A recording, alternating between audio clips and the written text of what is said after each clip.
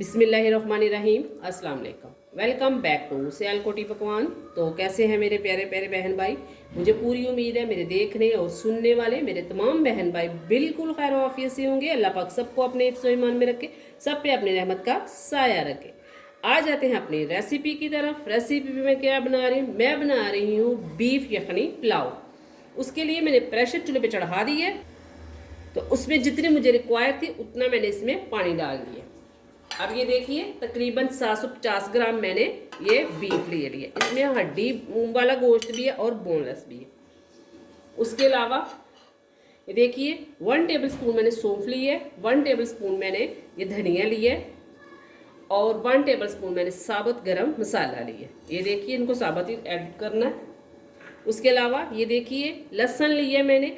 लहसुन को मैंने डायरेक्ट नहीं डाला, इसको ये देखिए सबसे पहले इसके अलग अलग मैंने पीस किए। इस जगह पे बहुत ज़्यादा मिट्टी होती है, इसके अंदर आजकल सुंडी वगैरह लगी होती है इसमें, तो इसलिए इसको अलग अलग पीस करके अच्छी तरह से इसको वॉश किया और फिर अब मैं डाल रही हूँ। कई लोग बिल्कुल इसको डायरेक्ट डाल देते हैं, लेकिन खुदारा अपने बच्चों ने खाना होता है, सफाई का खास ख्याल रखिए। ये मैंने डाल दिया। अब मैं डालूंगी इसमें 1 टेबल स्पून नमक, बस दैट्स इट। अब इसको मैं बंद करके इसको गला लूँगी गोश्त को। उसके बाद फिर इससे अगला प्रोसेस करेंगे। बिस्मिल्लाहिर्रहमानिर्रहीम। गोश्त मैंने गला के तो गोश्त अलहदा कर लिया है और जो उसकी यखनी थी वो मैंने अलहदा कर ली है। अभी दिखाती हूँ। अब देखिए दूसरा देगचा मैंने चूल्हे पे चढ़ा लिया है। इसमें तकरीबन 1 कप जो है मैंने ऑयल का डाला है। अब एक बड़े साइज़ का मैं इसमें प्याज डालूँगी और इसको मीडियम फ्लेम पे मैं हल्का सा ब्राउन कर लूँ।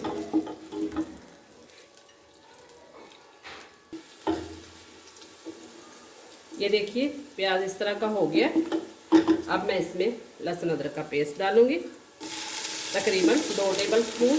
चावल मैंने तकरीबन 1 kg लिए हैं और बीफ जो है वो मैंने 750 ग्राम लिया है, यानी 3 पाव। 1 किलो चावल 3 पाव मैंने गोश्त लिया, उस हिसाब से मैं इंग्रेडिएंट्स डाल रही हूँ।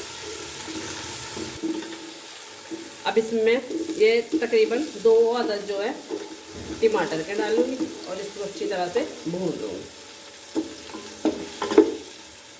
अब मैं इसमें ये उबला हुआ बीफ डाल दूँगी। साथ ही ये देखिए तकरीबन 1/2 कप मैंने दही ली है, ये डालूँगी और इसको अच्छी तरह से भूनेंगे।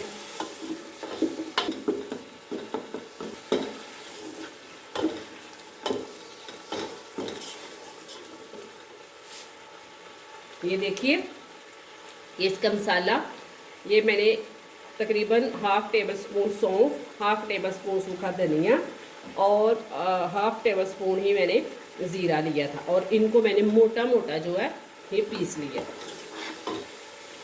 उसके अलावा ये देखिए ये नमक मैंने तकरीबन आधा टेबल स्पून से ज़्यादा था, मतलब कि इनकी मिकदार के हिसाब से मैंने इकट्ठा निकाल लिया। 1/2 मैंने यखनी में डाल दिया और 1/2 मैं अब डाल रही हूँ, क्योंकि यखनी वाला भी सारा राइस में जाना है, वो बिल्कुल भी मैंने यखनी ज़ाया नहीं की।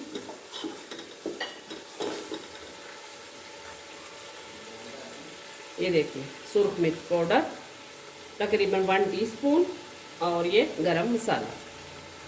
बिस्मिल्लाहिर्रहमानिर्रहीम। ये देखिए गोश्त को मैंने बहुत अच्छी तरह से भून लिया। ये टमाटर वगैरह हर चीज़ जो है ये इसमें मिक्स हो चुके हैं। अब जो यखनी मैंने निकाली थी ये मैं इसमें डालूंगी। बिस्मिल्लाहिर्रहमानिर्रहीम। अब इसके यखनी के उबाल आने का वेट करते हैं। ये देखिए पानी को बॉयल आ चुका है। अब मैं इसमें राइस डाल दूंगी, हल्का सा इसको मिक्स करेंगे और पकने के लिए इसको छोड़ देंगे। बिस्मिल्लाहिर्रहमानिर्रहीम। ये देखिए ये पानी इसमें से तकरीबन ड्राई हो चुका है। अब इसमें ये देखिए साबुत गोल वाली लाल मिर्चें डालूंगी। ये इधर ही डालनी है, अगर शुरू में हम डाल देंगे तो वो बिल्कुल ही अंदर मेल्ट हो जाएंगी। और ये ऑरेंज फूड कलर थोड़ा सा डालूंगी इसमें, बस एक कोने में थोड़ा सा बस हमें चाहिए।